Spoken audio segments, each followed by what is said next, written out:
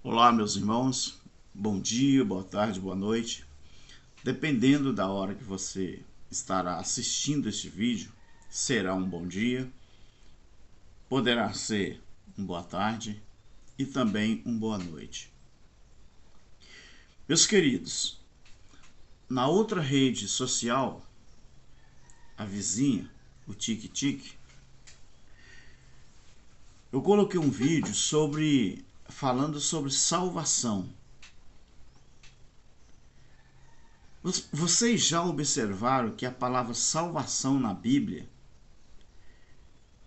quando você estuda profundamente o assunto, você vai ver que a palavra salvação na Bíblia, ela vem acompanhada de diversos adjetivos. Além da palavra salvação, você encontra a palavra salvador, você encontra também a palavra salvamento, salvar, não é? Então, estes adjetivos se referiam ao quê? Por exemplo, aqui no meu estado, quem cuida da questão do trânsito, não é? Além do CONTRAN, que é nacional, não é? Além do CIRETRAN, aqui no meu estado é o DETRAN, não é? Departamento de Trânsito.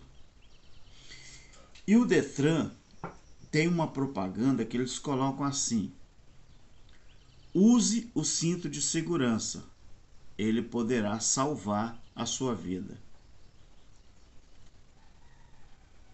Interessante.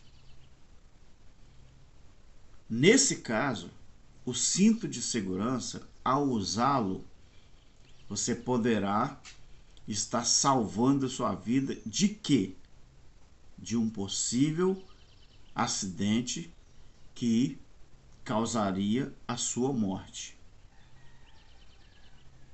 Não é? Uma certa feita, o jogador Maradona, um dos melhores jogadores que já existiu, não é? Na minha opinião, um dos, não é? Para mim, na minha opinião, eu não vi Pelé jogar. Eu cheguei a ver Maradona jogar, né? Finalzinho de carreira ali. Pelé eu nunca vi jogar. Profissionalmente não. Mas o Maradona, uma certa feita, um repórter estava entrevistando ele. O repórter perguntou a ele se ele tinha conseguido muito dinheiro na sua profissão de jogador de futebol. E ele respondeu assim: olha, o dinheiro que eu consegui dá para alimentar meus filhos, os meus netos e os meus bisnetos pela vida inteira, se eles souberem administrar aquilo que eu consegui. E Maradona diz: então, eles já estão salvos de ter que batalhar para alguém a vida inteira. Ele usou a palavra salvação também. Meus queridos, eu não quero aqui enganar ninguém, eu não posso fazer isso, mas na Bíblia você nunca vai encontrar uma passagem em que o Deus Criador, Jesus ou alguém mais está prometendo uma salvação eterna com moradia no céu. Salvação eterna eterna que a Bíblia fala é a salvação de algo que nunca mais poderá acontecer para perturbar a sua vida. Por exemplo, se eu hoje conseguisse arrumar um bom dinheiro e depositar na minha conta para sustentar a minha família pelo resto da vida, eu poderia dizer: a minha família tem dinheiro para sobreviver a vida inteira. Ou seja, a expressão eterna é nunca mais eu precisaria, ou a minha família precisaria dar duro para conseguir algum dinheiro. Então a palavra eterna, com respeito à salvação, ela se referiu a quem e ao que. Vamos analisar alguns versículos da Bíblia, alguns versículos. O brasileiro tem essa mania, né, de não completar uma frase, engolir algumas letras, né? E às vezes acontece isso com todos nós brasileiros. Em Jeremias capítulo 3, versículo 23, a parte B do versículo, está escrito assim: no Senhor nosso Deus está a salvação de Israel. Que salvação é essa que estaria em Deus, mas que era a salvação de Israel? Está vendo? Se você pegar essa salvação e englobar para todos o mundo, todos os países que existe hoje, ela não se encaixa. Ela não vai se encaixar. Porque Jeremias, ele está falando de uma salvação para Israel. Para Israel. E o que seria essa salvação que estaria no Criador? Que ele estaria fazendo esse benefício a Israel. Do que Israel precisava ser salvo? Era do inferno? Era do Hades? Era do Tártaro? Era do Geena? Ou Israel precisava ser salvo das leis de Moisés, aquele que, segundo a Bíblia, em Apocalipse 12 e 10, era o adversário dos israelitas, os judeus. Então você observa que a palavra salvação, ela nunca se referiu a alguém sair da terra e morar no céu do jeito que é. Até porque o espírito que volta para Deus, o espírito de cada ser humano que volta para Deus quando esse ser humano morre, ele nunca esteve na balança para se salvar. Espírito não tem essa coisa de ser condenado ou ser salvo. Ser humano não é salvo de nada. Pelo menos, eternamente falando, biblicamente falando, para o céu. Agora nós somos salvos todo dia. Todo dia nós ganhamos um livramento de alguma coisa. Deus me salva de um acidente. Deus me salva, talvez, do meu patrão, da minha patroa. Deus me salva, não é, de um crime. Deus me salva de uma fome. Deus me salva, não é, de um indivíduo. Deus me salva de um incidente. Eu já fui salvo várias vezes de acidente ou incidente. Agora, Deus vai me salvar para Alberto, Lírio, e morar no céu, não está escrito isso na Bíblia. Isso é inventado, foi inventado por alguém. Mas não existe promessa na Bíblia para ser humano e morar no céu. Ninguém subiu ao céu além daquele que desceu, Jesus Cristo. Muita gente gosta de usar João 14 para ficar prometendo aos outros o que não está na Bíblia. Não se turbe o vosso. Olha os verbos. Não se turbe o vosso. Esse verbo, para quem gosta de entender a língua de português, já está vendo que Jesus ali estava falando com uma plateia. Era com judeus. Não se turbe o vosso coração. Credes em Deus, credes também em mim. Na casa de meu pai existe o verbo existir. Verbo existir. Muitas moradas. Aí o crente ou os líderes religiosos falam, tá vendo, irmãos? Essa casa do meu pai é o céu. Aonde? Em que tradução? Qual a interpretação que fala que é casa do pai é o céu?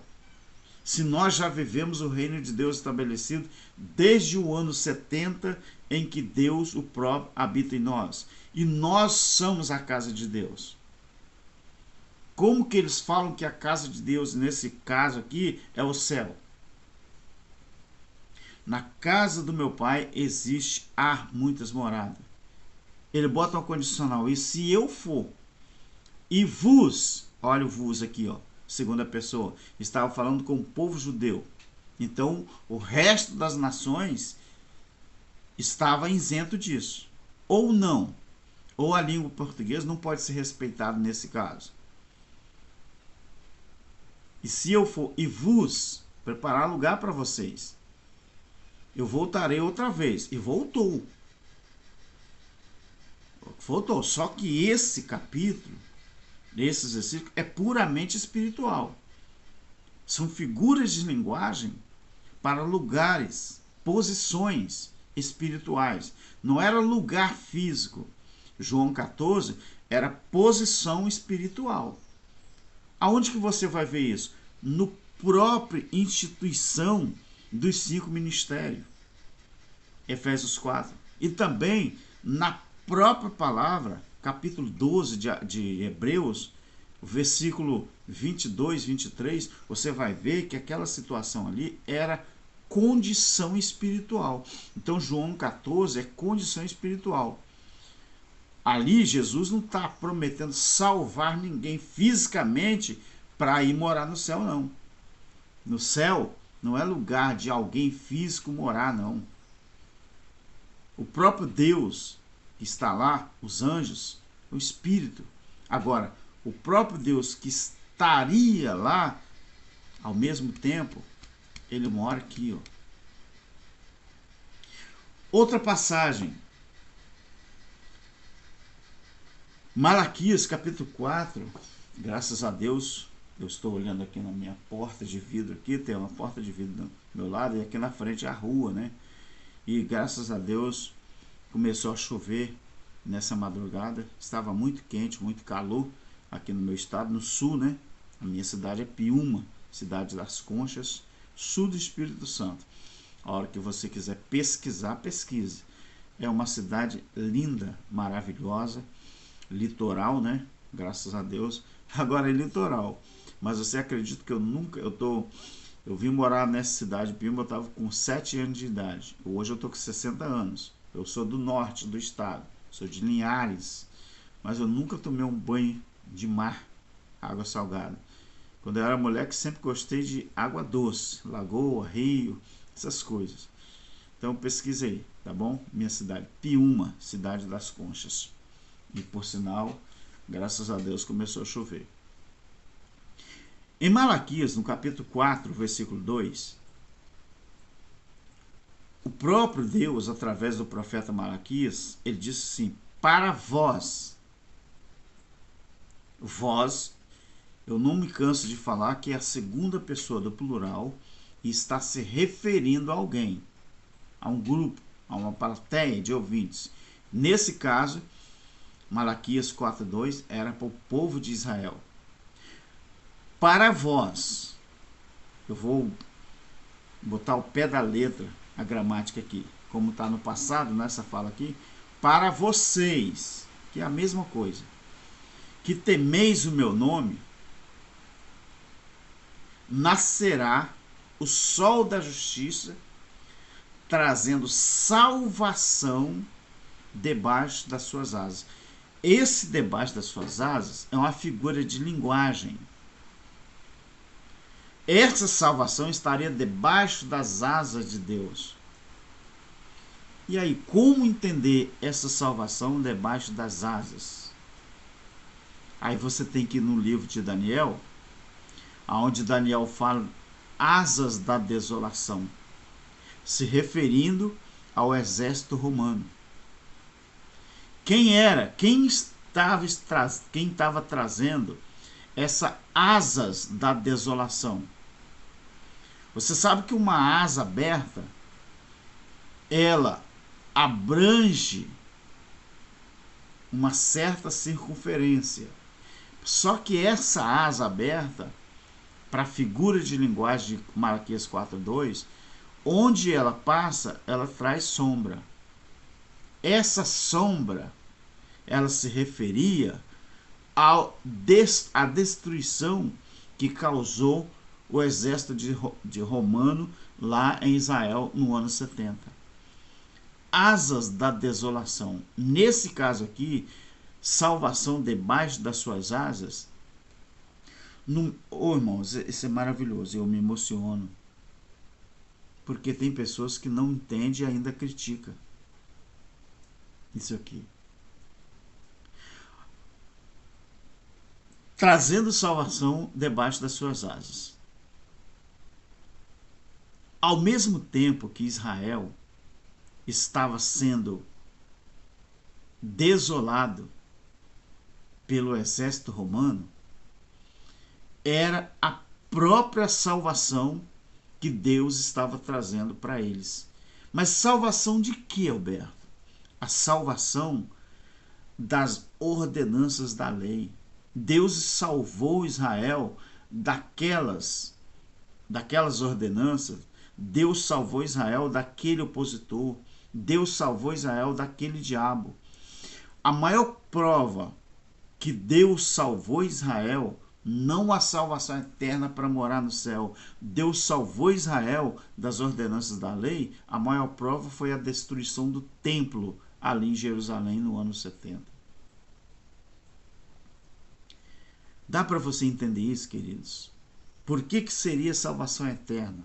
Porque nunca mais as leis de Moisés deveriam voltar a ficar de pé e nunca mais aquele templo seria construído para se oferecer sacrifício de animais. Até porque, hoje em dia, se levantarem um terceiro templo e começar o sacrifício em Israel, não tem mais lei que permite aquilo não. O mundo inteiro cairia em cima de Israel e não deixaria. Aquele tempo foi outro tempo. Então, por isso, a salvação eterna. Mas a salvação eterna era para o povo de Israel. Porque nunca mais eles iriam se submeter àquele tipo de culto, àquele tipo de adoração. Por isso a palavra é eterna. Salvação eterna é porque nunca mais o povo de Israel se submeteria àquela forma de culto, aquele padrão de culto que existia na velha aliança. É disso que Deus salvou Israel. Quando você observa Lucas capítulo 2, é uma parte interessante. Quando o menino Jesus, ele foi levado no templo para ser apresentado, Simeão pegou aquele menino nos braços. Olha só que interessante. No capítulo 2, o verso 28, a Bíblia diz que ele tomou o menino nos braços e louvou a Deus e disse assim, o versículo 29, agora, Senhor, despede em paz o teu servo segundo a tua palavra. o versículo 30, porque os meus olhos já viram a tua salvação. Quem disse isso? Foi um judeu.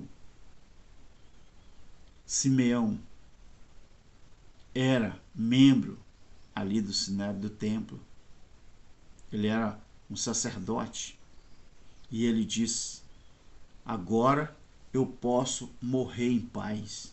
Eu posso me despedir, porque os meus olhos já viram a tua salvação. Era a salvação de quem, queridos? Quando ele pregou o menino dos braços, ele reconheceu que aquele menino, ele foi prometido durante todo o Velho Testamento. Ele foi prometido que viria alguém que salvaria Israel da situação em que se encontrava. É isso, queridos. Romanos 1,16, quando Paulo falava sobre salvação, Paulo disse assim, salvação, ele diz, o evangelho que eu prego traz salvação. Mas, por favor, meu querido, você olha o contexto de Romanos 1, a partir do versículo 16, Paulo escreveu que o evangelho que ele pregava trazia salvação. Mas comece lendo o capítulo 1, porque o versículo 16 está no contexto. Veja de que salvação Paulo falava. Primeiro, ele fala assim, salvação tanto do judeu como do grego. Aí, quando você volta estudando o capítulo 1, você vai ver que Paulo falava sobre a salvação da depravação que o povo judeu estava, inclusive, estava atingindo o povo grego, que no caso eram os gentios. Mas Paulo aqui, ele não prometeu de salvação eterna, física, para morar no céu, para judeus e gregos, não. Ele está falando salvação da posição, da situação em que os judeus e os gregos se encontravam. Se você estudar a história dos gregos, o tanto de deuses e deusas que o povo grego adorava, você vai ver que eles se depravaram tanto a ponto de se equiparar ao povo judeu com respeito àquela que foi chamada de a grande meretriz, que era Jerusalém. Essa era a salvação que o apóstolo falava. Conclusão. No Apocalipse capítulo 12, versículo a partir do versículo 10. Paulo disse, João, o próprio Deus, agora é chegado a salvação e a força e o reino do nosso Deus e o poder do seu Cristo, porque já o acusador dos nossos irmãos foi lançado fora, o qual diante de Deus os acusava. Era aos judeus que esse acusador acusava dia e noite. O que Hebreus 2, 14 e 15 fala? Que os judeus estavam com medo da morte todos os dias, por causa do acusador. E quem era o acusador de Hebreus 2? As leis de Moisés. Quem era o acusador dos nossos irmãos? Nesse caso aqui, quem disse foi João, por isso ele falou nossos irmãos, era irmão deles, porque João era judeu, e acusava eles dia e noite. A Bíblia diz que agora era o tempo verbal presente na época. É chegado a salvação. Salvação de quê? Os judeus foram salvos das leis de Moisés. Foram salvos daquele antigo padrão. Foram salvos daquele tipo de culto. Foram salvos porque viviam com medo de morrer todo dia, porque a lei condenava. E é interessante que a lei, qualquer coisinha, ela matava. Através de pedradas, através de outras coisas. Os romanos, a forma de morte dos romanos era uma coisa, os judeus era outra coisa. Então, querido, se você estudar realmente a palavra salvação na Bíblia, pode estudar. Aonde você encontrar a palavra da salvação, você pega ela como referência e estude o assunto. Você vai ver que a palavra salvação, ela nunca esteve relacionada à salvação do corpo físico para ir morar no céu, e sim salvo de alguma coisa que estava perturbando o povo judeu na época.